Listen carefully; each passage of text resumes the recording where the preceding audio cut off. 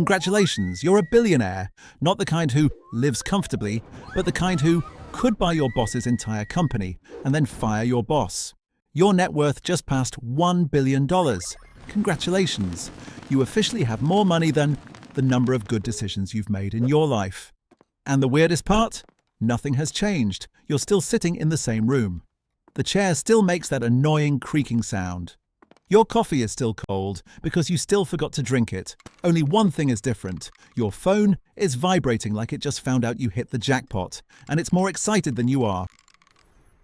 Messages keep coming in. Your ex, your middle school friend, that one person who once said, "I'll pay you back later," is now texting first. Human connection. Truly beautiful. You open your account again. The number is still there. 1 billion. You stare at it. You blink. You stare again. It doesn't disappear. Your brain starts questioning it. Is the app broken? So you do the most logical thing. Google. You type, "What can a billionaire buy?"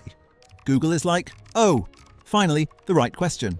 Private jets, private islands, yachts so big you might need a map just to find the bathroom. You scroll, then you stop. A thought appears, a very dangerous thought. What if I just try buying something? Not because you need it, because you're curious. You go to a luxury car website, sort by highest price first, Bugatti, Rolls-Royce, Ferrari. You pick one. Then you think, wait, I'm not a budget person anymore. So you pick 3, 4, balance. Total, $9.6 million. Your brain goes, hey, relax. You go, yeah, fair. Then you look back at your account, 1 billion. Suddenly, 9.6 million. Feels like buying accessories. You click buy. No negotiation, no thinking, no asking. Is there free shipping? The confirmation email arrives in seconds. Done.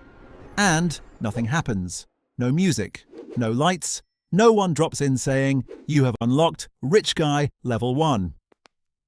Just as silence. That's when it hits you. Money at this level doesn't feel like money anymore. It feels like a score. And you just realize you're playing with cheat codes on. Your phone rings. Unknown number. You answer. Hi, this is Daniel from Private Banking. We've been trying to reach you. Of course, your money found people before you did. Within an hour, your life gets a system update. You now have a private banker, a wealth manager, a tax specialist, a lawyer. You didn't hire them. They just spawned. Like NPCs when you hit a certain level. They start talking. Asset allocation, tax optimization, capital preservation. You nod, very confidently. You understand absolutely nothing, but you do understand one thing. Your money is no longer something you spend. It's something you manage. They set everything up. Accounts, companies, funds, trusts. Money moves faster than your mood swings. Investments happen in things you don't even remember agreeing to. By the end of the week, you made another $3.2 million. Doing nothing, you look at the number, your reaction, okay, that's when you realize you're getting bored. Your apartment suddenly feels small, not physically, mentally. The couch you once posted finally bought this. Now looks like a starter item. You open a real estate website, but you're not looking for a house. You're looking for territory, places with gates, walls, security, and no neighbors asking to borrow things they never return. Places where people can't just knock on your door at 9 p.m. You book a viewing. They don't ask if you have money. They ask when you want to move in. The land is so big, Google Maps has to zoom out one more time just to show it all. You stand at the gate. You can't even see the house. The agent says, that's a feature. There's a guard post, currently empty. For now, you walk inside. Your footsteps echo. The house is huge, the kind of huge where you say hello and have to wait a few seconds to hear it back. But strangely, it feels right. Price, $85 million. You don't negotiate, you don't ask, you just say, okay. The agent smiles, not surprised. People like you don't ask for the price. You ask, are there upgrades? 2 weeks later, you move in. New house, new cars, new life. And that's when things start getting a little weird. You wake up the next morning. Everything feels normal until you look outside your window. There are people, not one person. A group, not a small group. A crowd, cameras, phones, lenses so long you start to wonder if they can zoom into your thoughts. You freeze. Your brain says, they must have the wrong house. You close the curtains. Your brain says, yeah, probably. Your phone starts vibrating, not lightly. The kind of vibration that feels like it's about to escape the table.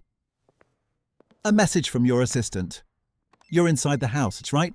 You reply, yes. Seen. No response. 2 seconds later, she calls. Do not go outside. You pause. Do not go Why? outside. She goes quiet for a second. You're trending. You open your phone. News. Your face. Your face everywhere. A photo of you taken from an angle you didn't even know you existed in. Headlines. The newest billionaire in the city. Mystery billionaire revealed. Who is he and how did he get so rich? You scroll down to the comments. Mistake. He definitely did something shady. That face looks suspiciously rich. Does anyone know what he sells? You pause. I would also like to know.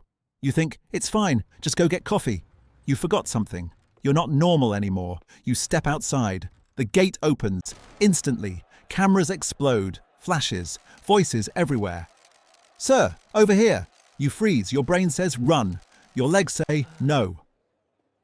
Someone shouts, how did you make your money? You want to say, Google. Good evening. Instead, you smile. Mistake number 2. You try to get into the car. Another voice. Can you share your secret to success? In the scandal? You want to say, don't read comments. Deny the Instead, you keep smiling. The car starts moving. You look through the window. They're still filming, still taking pictures. Like you just spawned as a boss in a game. You arrive at your usual coffee shop. The place you used to sit for hours. Quiet, normal. You walk in. Silence. Not peaceful silence. The uncomfortable kind. Everyone turns to look at you. The barista freezes. The cup in her hand is shaking slightly. Someone in the corner pretends to use a laptop. The reflection on their screen shows their phone camera more clearly than a mirror. You step forward. One coffee. One coffee, same as usual? The barista nods. Okay. Her voice trembles like she's serving a final boss. You take the coffee. It's the same. Same smell, same taste. But everything around it feels different. You walk out. You already know. You're not coming back here again. On the way home, something clicks. You can control your money, but you cannot control people's attention. You arrive back at the house. The gate closes. Silence. You exhale. Finally. The doorbell rings. You freeze. The security camera turns on. Someone is standing outside. You don't recognize them. They're holding flowers. Who is that? You speak through the intercom. Hello? Hi, I'm a friend of your friend. You pause. Which friend? An old friend, it's been a while. You mute the mic. Your brain says, how many old friends do I even have? You don't open the door. 10 minutes pass. They're still there. 20 minutes. Still there. 30 minutes. Another message appears. I just want to talk. You look at the camera. They don't look dangerous, but they don't look normal either. You turn away, and that's when you start to understand. You're not just rich, you've become a target. In the days that follow, you slowly begin to understand the strange, quiet side effects of suddenly becoming extremely rich. Your phone doesn't just ring anymore, it never stops vibrating. Non-stop alerts, messages, calls, like the world suddenly found you, all at once. Lawyers start calling you, banks reach out, and people you've never even met somehow already know your name and want your attention. And of course, family starts appearing too, not physically at first, but through messages that feel a little too carefully written. The first message says, hey, I've got this amazing business idea, and somehow it already sounds like it needs your money. The second one feels more casual. Hey man, remember me? Like nostalgia suddenly becomes valuable now that your bank account changed. The third message is even better. I only need 1%, they say. Like it's nothing, like it's just a small favor. You pause for a second. Doing the math in your head, 1% of your wealth is $10 million. Just like that. They reply almost instantly. Yeah, exactly. Not that much. And somehow, they actually believe that that statement makes sense. At some point, you quietly develop a new skill. You read every message carefully, but you stop replying completely. But then one message appears that feels different, one you can't ignore, no matter how much you want to. It's from your mum. Simple, short, familiar. Come home this weekend for dinner. Nothing about money, just home. So you go. No security, no bodyguards, no noise, just you returning to something that still feels real. The house looks exactly the same, but somehow everything feels smaller. Or maybe you're the one who changed. Dinner starts normal. Your mum asks if you're eating enough. You say yes, like nothing in your life changed at all. For a few quiet minutes, everything feels real again. No cameras, no numbers, no pressure, just being there. No money, no headlines, no expectations.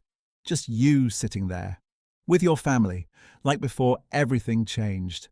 Then your dad asks how work is going. A simple question that suddenly feels impossible to answer honestly. You hesitate for a moment, then say, "It's going well." Because explaining your reality doesn't sound real at all. Saying you make $3 million a week without doing anything doesn't even sound like a real sentence anymore. Then your brother speaks, breaking the moment. "I heard you're really rich now," like it's just casual conversation. You smile slightly. "Yeah, kind of." Trying to keep it light, but knowing something just shifted. That's the moment. Everything changes, not loudly, not dramatically, but you feel it, immediately. It's subtle, almost invisible, but undeniable. The way he looks at you now isn't the same anymore. "Can you help me out?" he asks. Casually, like it's normal, like nothing about this is unusual. "How much?" you reply, already knowing this conversation isn't really about connection anymore. He hesitates, looks down for a second, then quietly says, "Just a few 100,000. Like it's small. You don't even think, "Okay," you say immediately. Because saying yes feels easier than thinking. You transfer the money right there, at the table, casually, like it's nothing, like it doesn't matter. There's a moment of silence, heavy and quiet, like something invisible just entered the room. Your mum gently tells you to keep eating, like she wants to protect what's left of this moment. You continue eating, but something already changed, something you can't explain, but can clearly feel. A week later, another message appears. Same name, same pattern, nothing surprising anymore. It's your brother again. "Can you help a little more?" Like the first time was just the beginning. You stare at the screen, not shocked, not angry, just tired. Deeply tired. Your messages keep piling up, one after another, faster than you can process or care about. Old friends, people you barely knew, and strangers connected through someone you once knew. Everyone has a story, everyone has a reason, everyone has a situation that somehow leads to you. And every conversation, no matter how it starts, always ends exactly the same way. "Can you help me?" Simple words, repeated endlessly until they start losing all meaning. That's when it really hits you, clearly, for the first time. Something important shifted. Money didn't just change your life, it changed how people see you completely. You're not just yourself anymore, not just a person, not just someone they know. You're an opportunity, something useful, something valuable, something they can ask from. A walking wallet, a solution, a shortcut. Not a person anymore, just access. You try saying no, just once. "I'm sorry, I can't." Testing what happens next. Seen, no reply. Silence. Or sometimes something worse. Something colder. "Yeah, money changed you," they say, like blame is easier than understanding. You stare at the screen, thinking, wanting to say something that you never actually send. "No, money didn't change me," you think. It changed you, but you stay silent. You turn off your phone, finally, just to feel a moment of peace. 5 minutes later, you turn it back on, not because you need to, but because there's no one else. You sit alone in your $85 million house, surrounded by everything except connection. It's quiet, too quiet. The kind of silence that feels heavy instead of peaceful. Outside, someone is still standing, at your gate, waiting, hoping, expecting. You don't open it, you just sit there, watching, thinking, feeling something new. And for the first time, you ask yourself a question you never thought you would ask. Is this kind of rich, this version of success, this life you imagined, actually worth it? The problems don't start loudly, they don't crash into your life. They arrive quietly, almost politely, like something you could ignore. They start with an email. Simple, normal, nothing dramatic, just another notification. That doesn't look dangerous at all. An email from a lawyer, formal, structured, carefully written, the kind of message that already feels expensive. The subject line is polite, professional, almost friendly, but the content inside is something completely different. We represent a client, it begins, who believes you violated an agreement from 2016. A year you barely remember. You read it slowly, trying to recall anything, but you don't even remember what you ate that year, let alone a contract. You assume it's a mistake, something sent to the wrong person, something that will disappear once clarified, so you forward it, casually, to your lawyer, expecting a simple explanation and a quick resolution. 5 minutes later, they call you. No delay, no email reply, just a direct call, which already feels wrong.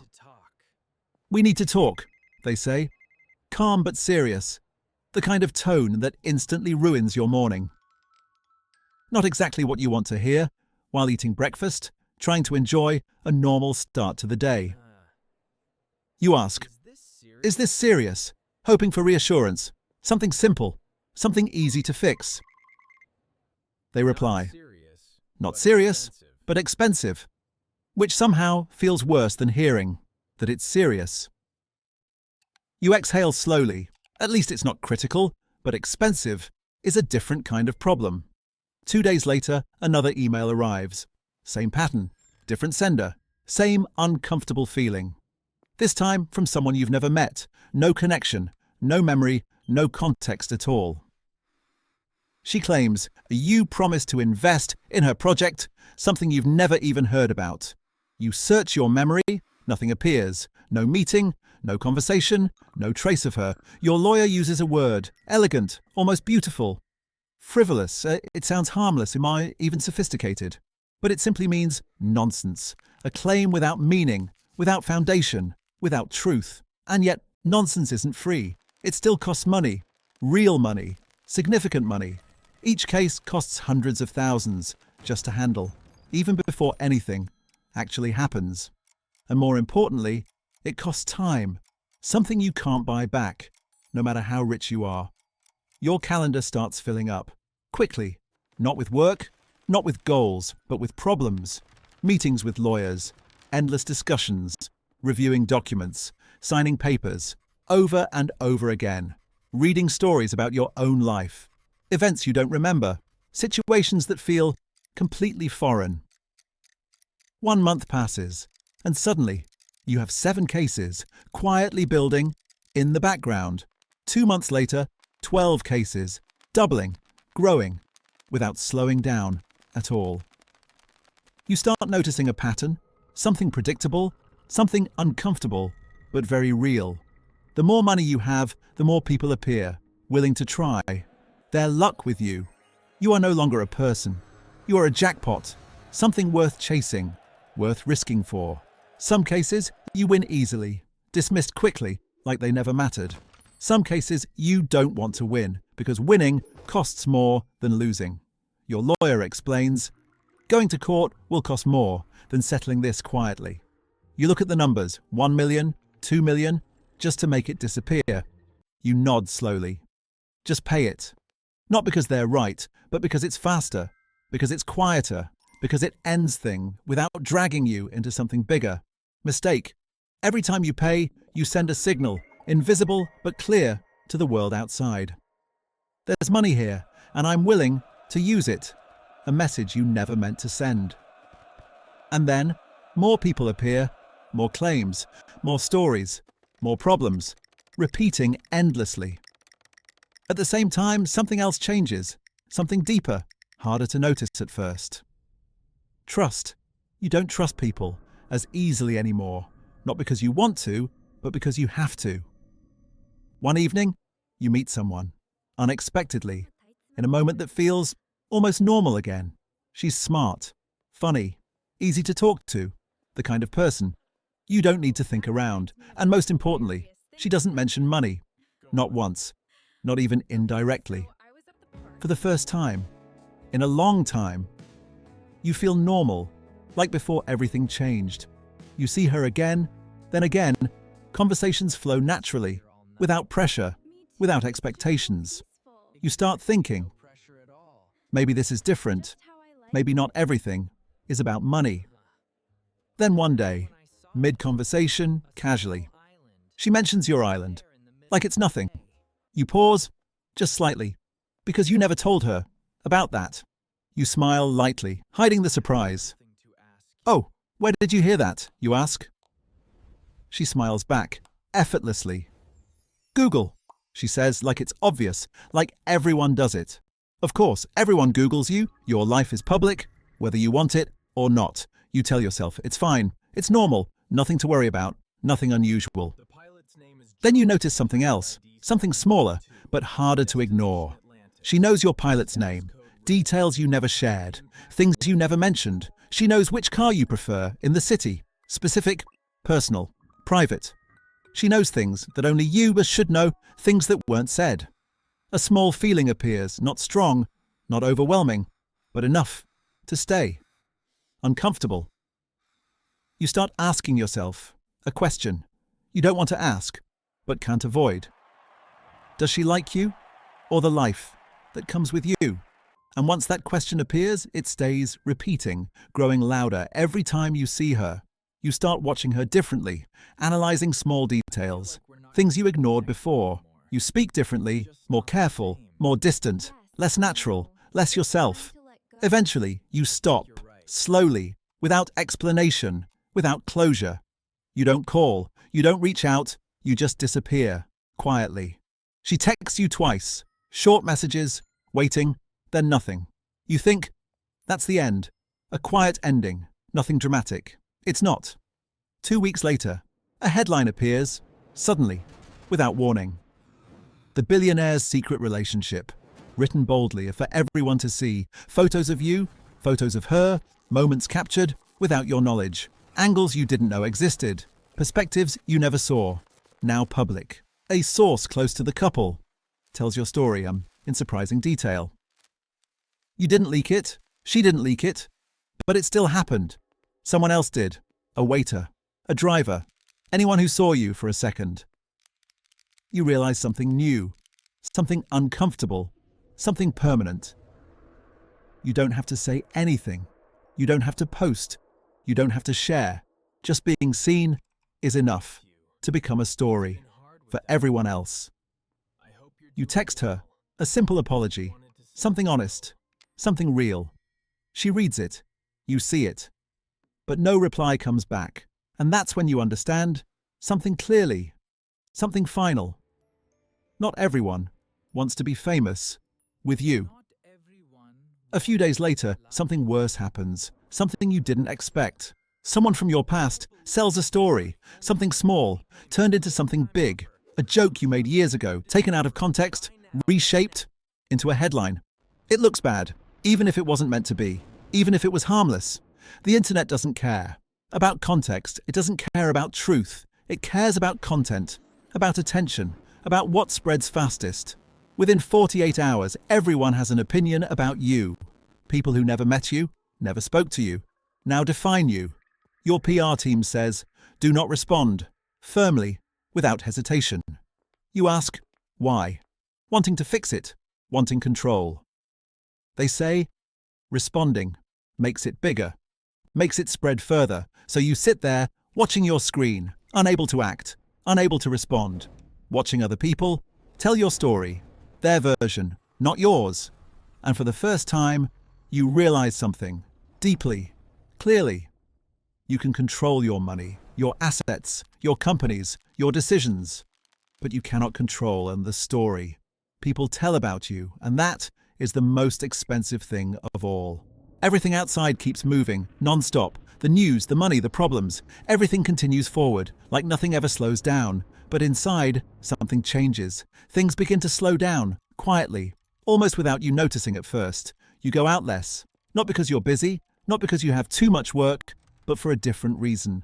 Because every time you step outside, you feel it. Someone is watching. Someone is always looking at you.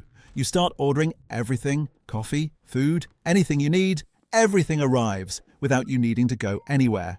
It's faster, it's easier, more efficient, but at the same time, it feels strangely lonelier. Your $85 million house looks full, always active, always moving, never quiet on the surface. Staff, security, managers, people everywhere. Working, walking, doing something, constantly surrounding you. There are always footsteps, always movement, always signs of life happening all around you. But no one is actually there for you. Not really. Not in the way that matters. You realize something strange, something you didn't expect, something hard to explain. You're never alone. There are always people nearby, always someone around you, every second of the day. But at the same time, you've never felt this alone. Not like this, not this deeply. So you decide to leave, just for a while, a week away, on the private island you bought. Blue water stretches endlessly. The sky is perfect. Everything looks exactly the way it should. Too perfect, almost unreal, like something designed instead of something lived in. You take a walk, no one around. No voices, no footsteps. Just silence.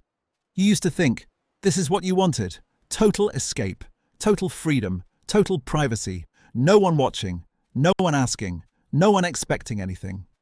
But now you realize something different, something uncomfortable.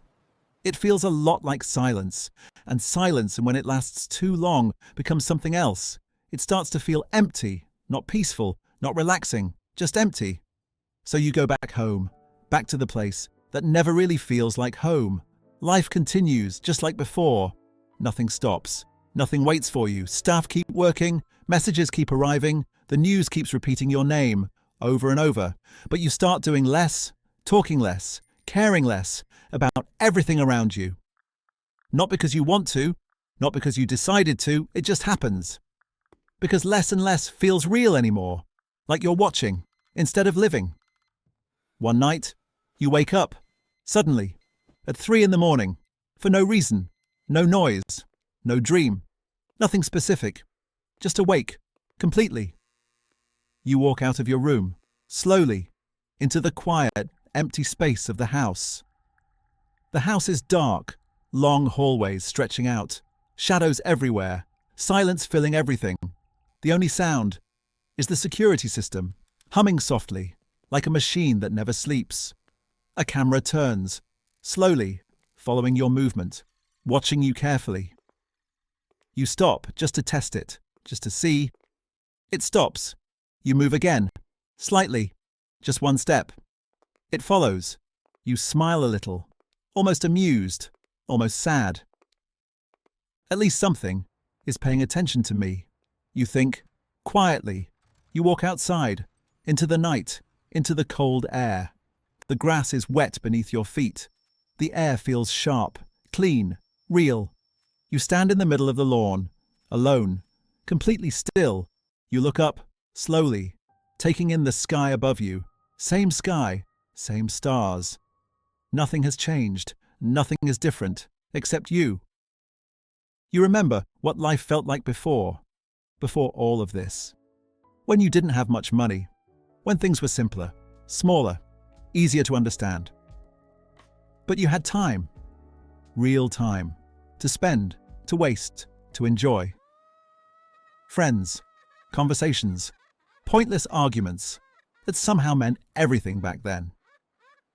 You remember what it felt like when things were simple, when nothing needed to be questioned, when you didn't have to wonder if people were real or what they wanted from you, when you didn't question why someone was talking to you or what they expected in return. You just lived without thinking. without calculating, without protecting yourself. Now you have everything, everything you once thought you wanted. The house, the cars, the money, the freedom, all of it. At least in theory, and at least on paper, at least from the outside. You walk back inside, slowly, through the silent hallways. You pass the theatre room, 60 seats, empty, perfectly arranged, unused. The dining room, a long table, designed for many, but only one person sitting there. You stop just for a moment, taking it all in, and then you realize something. Something clear, something undeniable. You built a life, carefully, successfully, perfectly, on the outside, but with no one to actually share it with. The next morning, you sit in front of your screens, as usual. The numbers are still going up, constantly, without stopping. Always going up, even when you do nothing, even when you don't try. You're richer than yesterday. Again, just like every other day. You look at the numbers, watching them grow, endlessly. You feel nothing. Outside, security shifts change. New faces arrive. Old ones leave, like a system resetting. Everything runs perfectly, smoothly, efficiently, without error, like a machine, precise, controlled, flawless. And you sit there, in the center of it all, unmoving. A perfect system, a perfect life, exactly as designed. With over 60 people constantly around you, working, supporting, maintaining everything, and only one person actually living inside it, you. And that's when you finally understand, completely, without doubt. Money can buy almost everything, almost every comfort, every luxury, every solution, except one thing, the feeling of not being alone.